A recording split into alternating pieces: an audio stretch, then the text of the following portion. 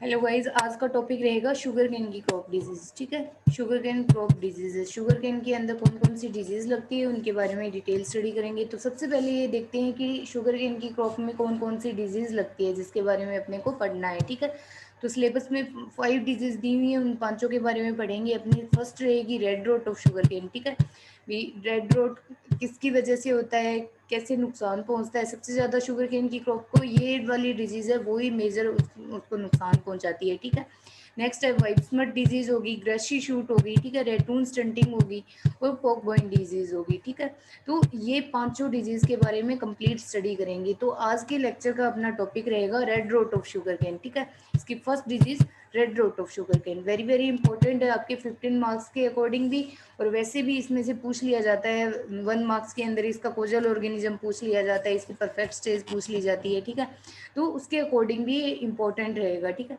तो सबसे पहले इसके देखेंगे कि रेड रोट।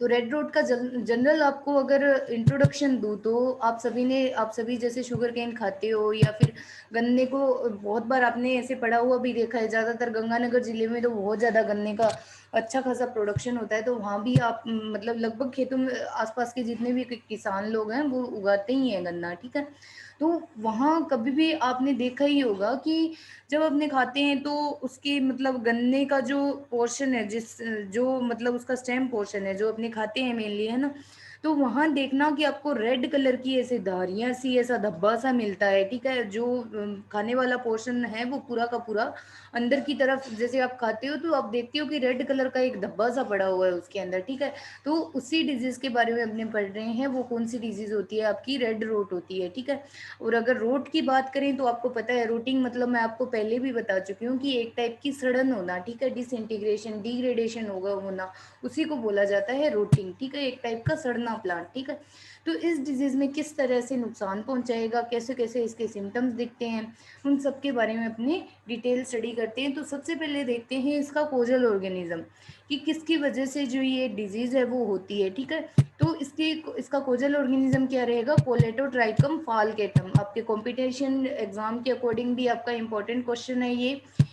ज्यादातर इसका कोजल ऑर्गेनिज्म ही पूछा जाता है, कंपटीशन में भी पूछा जाता है 1 मार्क्स में, और आपके इसमें थ्योरी पोर्शन जो दोगे उसके अंदर भी, और फिल इन द ब्लैंक्स पूछे जाते हैं उसमें भी पूछ लिया जाता है ये। ठीक है, कोलेटोट्राइकम फालकेटम। ठीक है, और कंपटीशन के अकॉर्डिंग और आपके बीएससी के अकॉर्डिंग भी इसकी परफेक्ट स्टेज मतलब कि ये एक टाइप की फंगस है। ठीक है, कोलेटोट्राइकम है वो क्या है, एक फंगस है। ठीक है, तो फंगस है, इसके अंदर क्या होता है कि एसेक्सुअल रिप्रोडक्शन होता है। एसेक्सुअल और सेक्सुअल रिप्रोडक्शन क्या होता है वो तो आप सबको पता ही होगा। ठीक है, तो इस फंगस में कोलेटोट्राइकम में क्या होता है कि एसेक्सुअल रिप्रोडक्शन होता है। ठीक है, लेकिन इसकी परफेक्ट स्टेज मतलब कि सेक्सुअल स्टेज, इसी की अलग एक स्टेज बनती है। वो कौन सी रहेगी, इसकी परफेक्ट स्टेज वो कौन सी है, ग्लोमेरेला। ठीक है, कोलेटोट्राइकम में सिर्फ एसेक्सुअल रिप्रोडक्शन होगा, और ग्लोमेरेला है उसके अंदर सेक्सुअल रिप्रोडक्शन होगा। ठीक है, सेक्सुअल रिप्रोडक्शन कौन सी स्टेज में होगा, ग्लोमेरेला टुक्यूमेनेंसिस। ठीक है, तो इसको भी याद रख लेना, ग्लोमेरेला भी याद रख लोगे तो भी कोई बात नहीं, ज्यादातर ग्लोमेरेला आपको दिखेगा ऑप्शन के अंदर। ठीक है, तो परफेक्ट स्टेज कौन सी स्टेज होती है, जिस स्टेज के अंदर सेक्सुअल रिप्रोडक्शन हो जाता है। ठीक है, उसी को बोला जाता है परफेक्ट स्टेज। ठीक है, या फिर इसको दूसरा नाम अगर बोलो तो टीलियोमॉर्फ स्टेज भी बोला जाता है। ठीक है, टीलियोमॉर्फ स्टेज आ जाए या फिर परफेक्ट स्टेज आ जाए और या फिर सेक्सुअल स्टेज आ जाए, ये तीनों एक ही चीज है। ठीक है, टीलियोमॉर्फ भी पूछ सकते हैं, परफेक्ट स्टेज के नाम से भी आ सकता है। ठीक है, तो आप ये चीज ध्यान रखना, या तो आपको फिल इन द ब्लैंक्स में पूछेंगे या फिर ऑप्शनल जो क्वेश्चंस आते हैं उसमें ये वाला एक नंबर में पूछ लिया जाता है ये वाला क्वेश्चन कि इसकी परफेक्ट स्टेज क्या है या फिर टीलियोमॉर्फ स्टेज क्या है। ठीक है, तो वो कौन सी रहेगी, ग्लोमेरेला टुकुमिनेंसिस। ठीक है, इस चीज को याद रखना आप।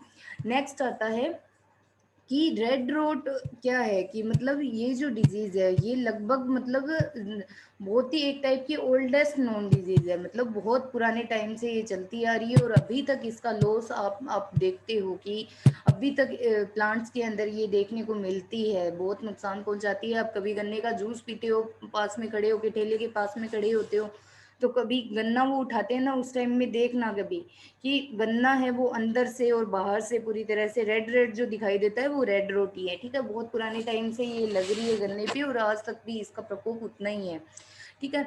और ये कहाँ लगती है, मोस्टली केन ग्रोइंग जो कंट्रीज है, ठीक है, वहाँ पे इसका प्रकोप है वो ज़्यादा रहता है। मतलब शुगर केन की डिजीज़ है तो जहाँ पे गन्ना लगाया जाता है वहाँ पे इसका प्रकोप ज़्यादा रहेगा, ठीक है।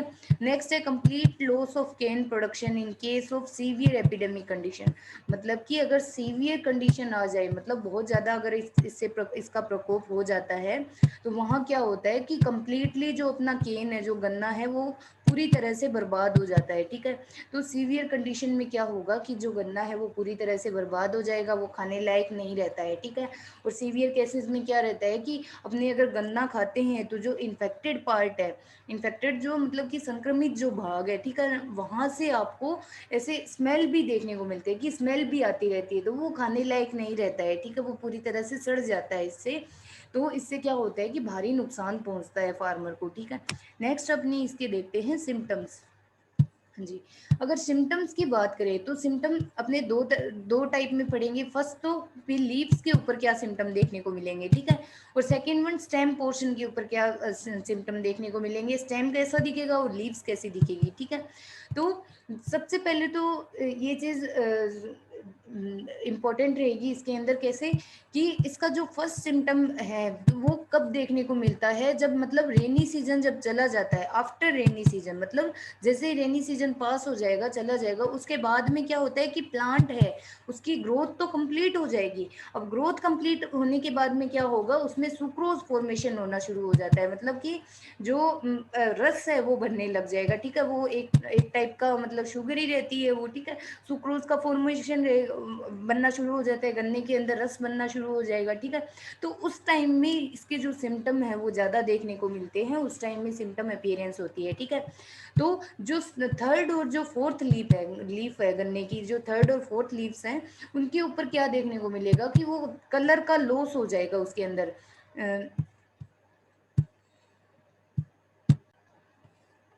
हाँ जी, तो देखेंगे अपने कहाँ थे कि सेकंड इसका अपने सिम्टम पढ़ रहे थे लीव्स का, उसके ऊपर क्या होगा कि कलर लॉस हो जाता है, ठीक है। कलर लॉस होगा लीव्स का और ड्रूपिंग हो जाएगी, मतलब लीव्स है वो टूट कर नीचे गिरने लग जाती है, ठीक है। ड्रूपिंग मतलब होता है कि टूट के लीव्स है वो नीचे गिरने लग जाएगी, ठीक है, मुरझा जाएगी, टूट जाएगी, नीचे गिरेगी, ठीक है। तो थर्ड और फोर्थ लीफ वो भी अभी दिखाऊंगी आपको पिक्चर में, वहां से आपको ज्यादा क्लियर हो जाएगा कि थर्ड और फोर्थ लीव्स किस तरह से खराब होगी, ठीक है। और ये इसके अर्लीस्ट सिम्टम है, मतलब कि अर्ली स्टेज में आपको ये सब सिम्टम देखने को मिलेंगे, ठीक है। नेक्स्ट है उसके ऊपर रेड पैचेज आ जाते हैं, रेड कलर के पैचेस देखने को मिलेंगे, एक रेड कलर के धब्बे देखने को मिलेंगे प्लांट्स के ऊपर विद एश कलर्ड सेंटर। मतलब कि जैसे राख कलर नहीं होता, राख राख का जैसे कलर होता है ना, उस कलर का सेंटर रहेगा और सेंटर पोर्शन है वो राख के जैसा, मतलब कि उस कलर का रहेगा। और जो मतलब आउटर पोर्शन है उसका, जो धब्बे का जो आउटर पोर्शन है वो आपको रेड कलर का दिखेगा, ठीक है। और मिड रीब होती है ना लीव्स की, इस तरह से जैसे ये लीव्स है, ठीक है, इसकी जो ये वाली है, ये वाली बीच की जो रहती है ना, इसको बोलते हैं मिड रिप, ठीक है। आसपास इसकी वेन्स रहती है, ठीक है। तो ज्यादातर ये आपको मिड रिप पे देखने को मिलता है, ठीक है। भी रेड कलर के पैचेस बनेंगे और जो कि बीच का उसका सेंटर रहेगा वो तो राख के जैसे कलर का रहेगा और जो आउटर पोर्शन है वो सारा रेड कलर का बनता है, ठीक है, धब्बे पे। और इंटायर टॉप जो रहता है वो भी वेदरिंग होने लग जाएगी, मुरझा जाता है इंटायर टॉप, ठीक है। वो अभी ये तीनों दिखाती हूँ आपको इमेज से, यहाँ से आप देख सकती हो।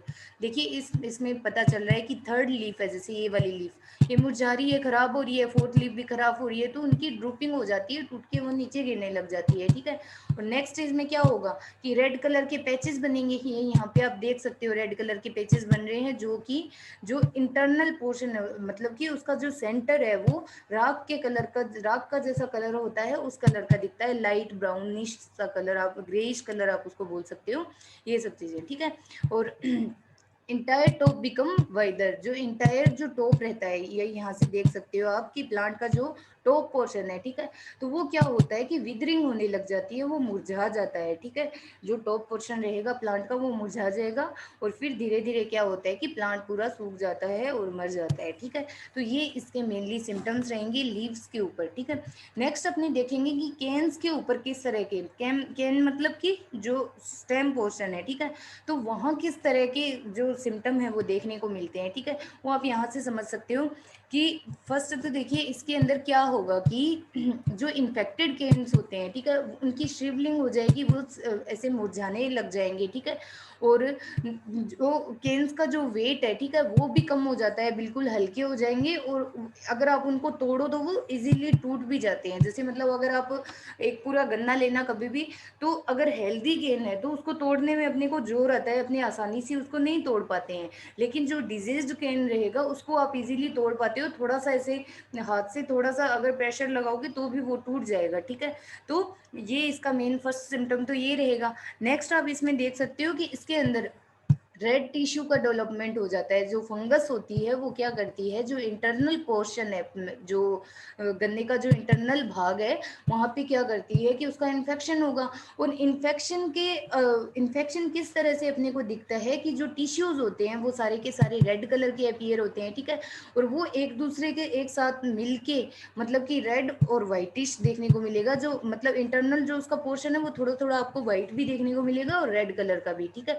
तो रेड व्हाइट कलर का इंटरनल जो टिश्यूज है वो सारे के सारे इस कलर में चेंज हो जाते हैं, ठीक है, और जो वास्कुलर बंडल है पूरा का पूरा उसको खराब कर देते हैं, ठीक है। नेक्स्ट इसमें आप एक सिम्टम ये भी देखने को मिलता है कि केविटीज फिल्ड विद ग्रेइश और व्हाइट माइसीलियम, ठीक है, जो भी केविटी इसकी रहती है नोड के पास से, ठीक है, जो कि ग्रेइश और व्हाइट कलर के अंदर कन्वर्ट हो जाती है। इसका जो फंगस का माइसीलियम रहता है, ठीक है, वो ग्रेइश व्हाइट कलर का हो जाएगा और लेटर स्टेज में वो रेड कलर का हो जाता है, ठीक है। Mycelium in the pith and minute velvety dark dot near the nodes, मतलब कि ऐसे एक वेलवेट कलर, वेलवेटी आप इसको बोल सकते हो, या फिर मतलब कि डार्क एक डॉट बन जाता है, ठीक है, नोड के पास में, और पूरा का पूरा जो प्लांट है वो खराब हो जाता है, ठीक है। और जो मतलब कि इसके टिश्यूज है वो भी रेड कलर में कन्वर्ट हो जाते हैं, ठीक है, और वाइटिश कलर की भी आपको लेयर वहाँ पे देखने को मिलती है। ये सारा फंगस की जो माइसीलियम है वो ये सब कन्वर्जन करती है जो शुगर केन है उसको, ठीक है, और वो जो गन्ना है वो खाने लायक नहीं रहता है, ठीक है। तो इस तरह से इसके सिम्टम दिखेंगे लीव्स और गन्ने के ऊपर, ठीक है। नेक्स्ट अपने इसमें देखते हैं कि फेवरेबल कंडीशन, कि कौन कौन सी कंडीशन है जो कि डिजीज को फेवर करेगी। तो सबसे पहले इसके अंदर देखिए कि एक तो मतलब कि फर्स्ट तो ये चीज़ ध्यान में रखना कि इसका जो सेकेंडरी इन्फेक्शन होता है वो रेन वाटर से और जो मतलब कि हवा चलती है उसके द्वारा होता है, ठीक है। तो फेवरेबल कंडीशंस भी वही हो जाएगी कि ज़्यादा अगर पानी है फील्ड के अंदर, ठीक है, या फिर बारिश अगर ज़्यादा हो जाती है वो, प्लस में इरिगेशन वाटर जैसे होगा कि इरिगेशन वाटर से कैसे इन्फेक्शन होगा, मतलब कि अगर डिजीज्ड फील्ड है, ठीक है, उससे अगर पानी अपने लगा रहे हैं पूरे फील्ड में, जैसे पानी लग रहा है, ठीक है, तो फील्ड में पानी आपको तो पता है किस तरह से लगता है, ठीक है। तो एक जैसे ये क्यारी है, ठीक है, अलग अलग क्यारियां बनी हुई है, तो ये वाला जो डिजीज्ड भाग है मतलब कि इस क्यारी में जैसे आया हुआ है, इन्फेक्शन आया हुआ है, ये क्यारी जो है वो खराब हुई हुई है, ठीक है। तो इस क्यारी से अगर इस क्यारी में पानी जाता है तो क्या होगा कि ये वाला जो पोर्शन है वो यहाँ पे जितने भी प्लांट्स है वो भी इन्फेक्टेड हो जाते हैं और खराब हो जाते हैं, ठीक है। क्यों खराब होंगे, क्योंकि फंगस है, जो फंगस के जो कोनिडिया है, मतलब फंगस के जो स्पोर है वो पानी के साथ बह के और इस दूसरे फील्ड में आ जाएंगे और वहाँ भी इन्फेक्शन कर देते हैं, और इस तरह क्या होता है कि पूरा का पूरा जो फील्ड है वो खराब हो जाता है, ठीक है। तो सेकेंड वन ये हो जाएगा।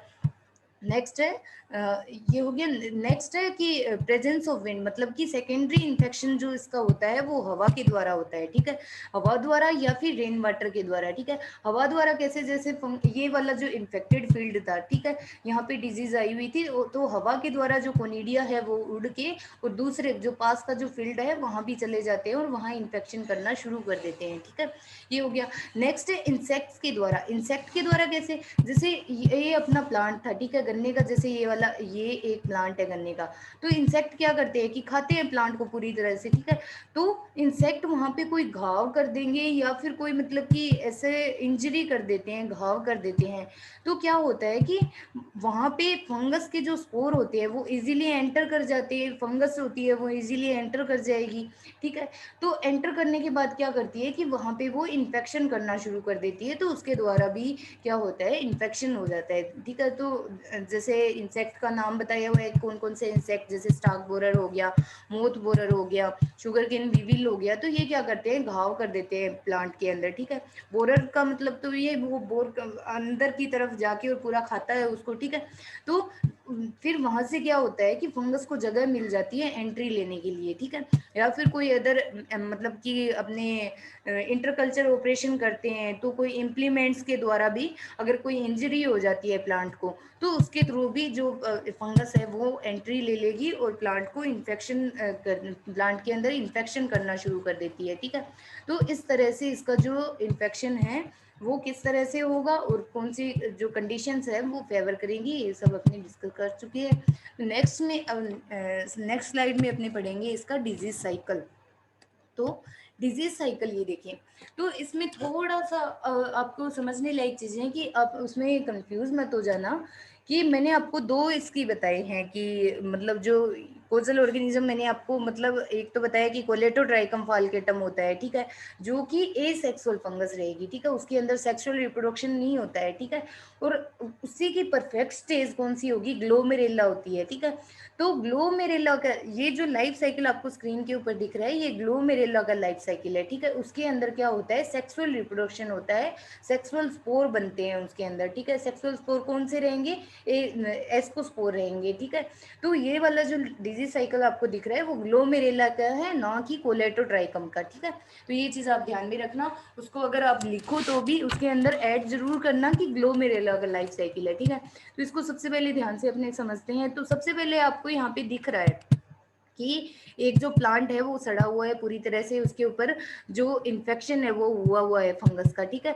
तो नेक्स्ट स्टेज में जैसे मतलब अपने क्या होता है कि फंगस ओवर विंटर क्या करती है, ओवर विंटर कहाँ रहेगी, प्लांट की डिब्रीज में या फिर जो सीड पोर्शन होता है वहां पे सर्वाइव करती रहती है, ठीक है। प्लांट डिब्रीज या फिर मतलब कि जैसे अपने हार्वेस्ट कर लिया तो उसके अगर कोई प्लांट का ही मटेरियल वहां पे प्रेजेंट है तो वहां पे सर्वाइव करती रहेगी, या तो सीड के अंदर सर्वाइव करेगी, मतलब कि सीड लेते हैं ना इसके जो ट्यूबर्स अपने यूज करते हैं, ठीक है। तो वहां पे जो फंगस है वो सर्वाइव करती रहती है, ठीक है। अब नेक्स्ट एक वर्ड आता है, ये देखिए, पेरीथीशिया ऑन सरफेस ऑफ स्टाक। अब इस चीज को आप ध्यान से समझिए कि पेरीथीशिया किस तरह से नुकसान पहुंचाता है, ठीक है। तो और ये डिजीज साइकिल कौन सा है, ये ग्लोमेरेला का डिजीज साइकिल है, ठीक है। तो ग्लोमेरेला के अंदर क्या होगा कि ये जैसे मैंने आपको बताया कि जैसे ये इन्फेक्टेड केन है, ठीक है, तो ये अपने ट्यूबर ले ली, तो ट्यूबर के ऊपर क्या होता है कि फंगस प्रेजेंट होती है, ठीक है।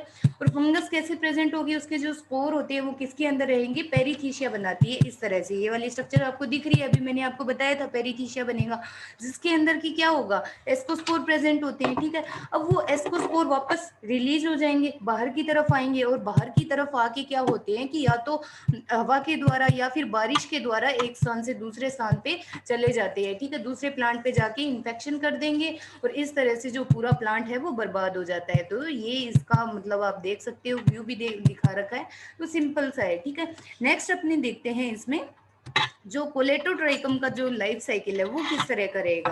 तो उसके अंदर आप ये देखिए कि कोलेटोट्राइकम का उसके अंदर मैंने आपको बताया कि कौन से स्पोर बनते हैं, उसमें सिर्फ ए सेक्सुअल स्पोर रहेंगे, सेक्सुअल स्पोर नहीं बनेंगे, ठीक है। तो ए सेक्सुअल स्पोर में कौन से स्पोर बनेंगे, उसके अंदर कोनिडिया बनता है, ठीक है। ये चीज आप ध्यान में रखना।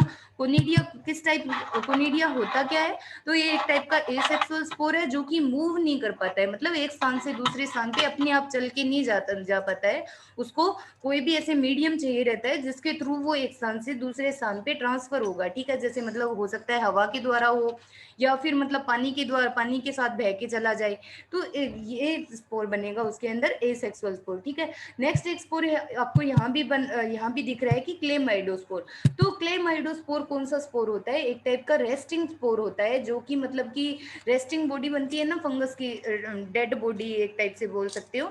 तो ये क्या रहती है कि ये स्पोर जो है वो सोइल के अंदर पड़े रहते हैं और ऐसे या तो मतलब सिंगल बनेंगे या फिर एक चेन बना लेते हैं। जैसे मतलब फंगस का एक माइसीलियम है इंटरकेलरी, और उसकी जो टर्मिनल सेल्स होती है तो वो क्या होती है, राउंड ऑफ हो जाएगी, मतलब राउंड होके और इस तरह का स्पोर बना लेगी। उसको क्या बोलेंगे, क्लेमाइडोस्पोर बोलेंगे, जो कि सॉइल के अंदर पड़ा रहता है। ठीक है।